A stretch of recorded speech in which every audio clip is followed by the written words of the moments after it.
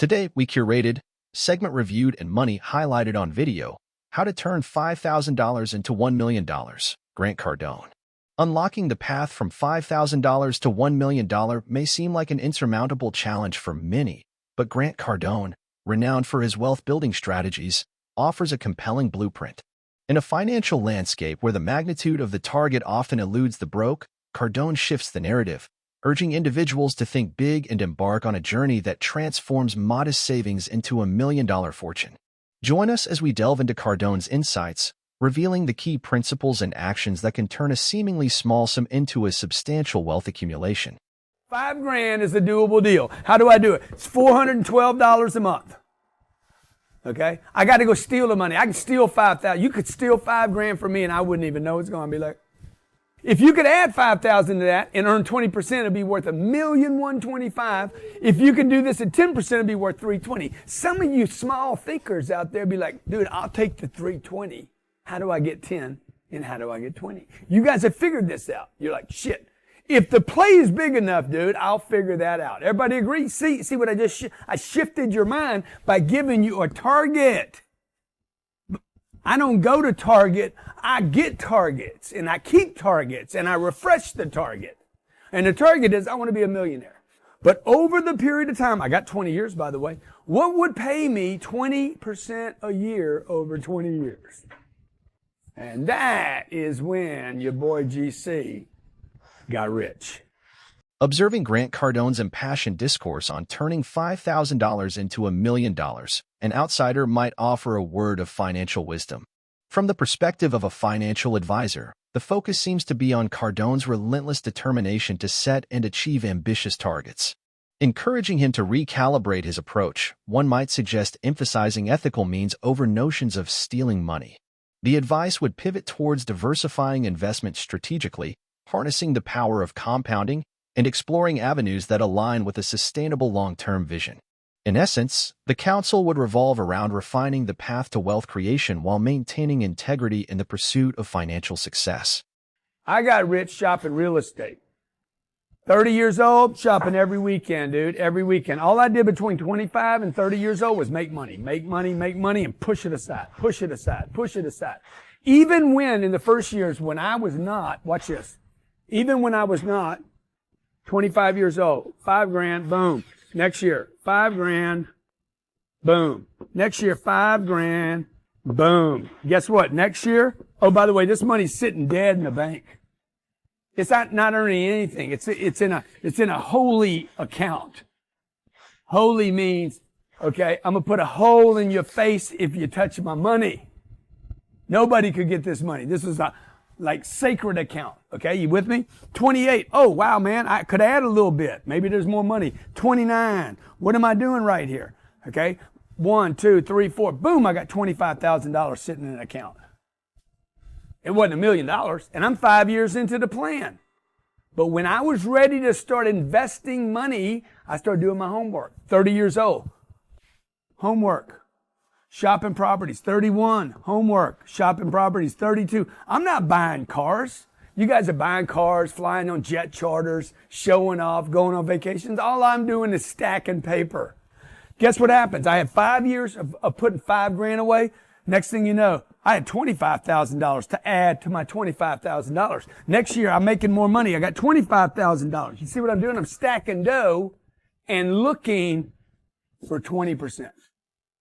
I know there's a 20% play out there. Some of this money was sitting in the bank. This is years and years ago where the bank was paying me 6 or 7 or 8.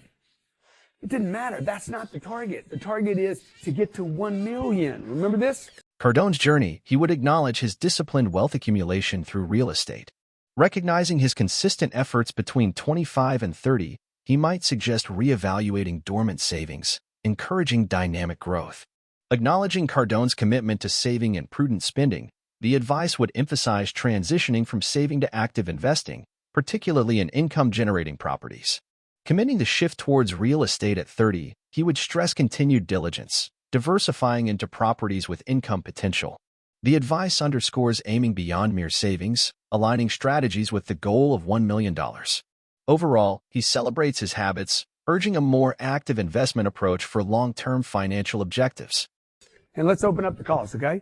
Your job is to find a vehicle that can pay you 20% a year. Might be a business. Might be the business you're in. It might be to buy advertising for the business or brand you're in. For me, it was this. I'm going to buy real estate that over long periods of time, I will earn cash flow, okay? That's how the real estate works. I put $25,000 in a deal. That deal is probably going to pay me 10% a year. You said, yeah, but Grant, you said, what'd you say, Grant? What'd you say? 20%, Grant. That's what you said. Yeah, I know what I said. This ain't Eddie. Okay? Now how much do I have? I could reinvest that money back in the deal. The next year I have $27,500. I earn 10% on that. That's $27.50 or something like that. I reinvest that. Now I got $30,000 in the deal. Okay, but what you don't know is the rent on this property as I own it over 20 years, 2038 will dispose of this thing. The rent is going up. As I'm adding money, the rent's going up. And maybe this goes from 10% a year. By the time I sell, I want it to be at 20%. Okay? My average deal has paid me over 30% a year. So when you start taking money and start compounding it like that, for long periods of time, the trick is long periods of time. You have no choices. You have to learn this game right now. In responding to Grant Cardone's call to action, he would appreciate the wisdom of seeking a 20% annual return in various investment avenues. Acknowledging his emphasis on finding the right vehicle, such as real estate, he would nod to the strategy of compounding returns over time for significant growth. Commending his focus on long-term cash flow benefits in real estate, he would align with the philosophy of strategic, sustained investments for wealth accumulation. This is why we're going to open this up. I just registered with the SEC to open this to my investments. We're going to change the way people invest their money. I'm going to single-handedly change the way people invest their money. I'm going to get your money out of the bank. Your bank money right now is earning 0.0025%. My real estate's earning 20%. If you have no place to go, you see, when I was 26 years old, I was broke. 27, I was broke. 28, I was broke. 29, I was broke. 30, I was broke. You know why? Because I'd take the $5,000 and I'd push it off to the side and I was broke again, hustling to go get another $5,000. Why? Because I knew where I was going. I was going here. I'm like, I'm going to be a millionaire, dude. Ain't nobody going to take this deal from me, and I am not going to wait till I'm 90 years old to get the $1 million. Right? By the time I'm 33 years old, I had $1,125,127 in a damn account. $1,125,127, 33 years old, and I started with no money at 25. How? I got the $5,000. I don't need to go buy something yet. I got to add that every year. Now I need to learn how to get that money to grow. 20% a year. It'll take me 20 years to get it done. How did I get it done in 8 years? I must have either added money or earned more than 20%. And it was a combination of both. How do you do that? You don't do it at your job. You can't be a waitress making, $40,000 a year and all of a sudden make 20% more at your job. You can't, you can't just all of a sudden say, I'm 20% better, give me 20% more money. And even if you could, you'll do it one time, not every year. Francisco cannot be such a good cameraman that he's like, hey, dude, look, give me a 20% raise this year. All right. Can he do it again next year? Sooner or later, I'm going to be like, tapping out, dog. Okay, your photos aren't that good. He notes his ambitious plan to transform investment practices by registering with the SEC, acknowledging his intent to move funds from low-yield bank accounts to real estate. He appreciates the commitment to higher returns. He highlights his resilient journey from financial challenges in his 20s, commending his strategic decision to consistently save.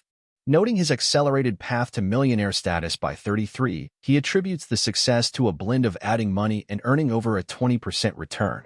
In summary, he applauds his dedication to reshaping investments and sees his journey as a unique and instructive example.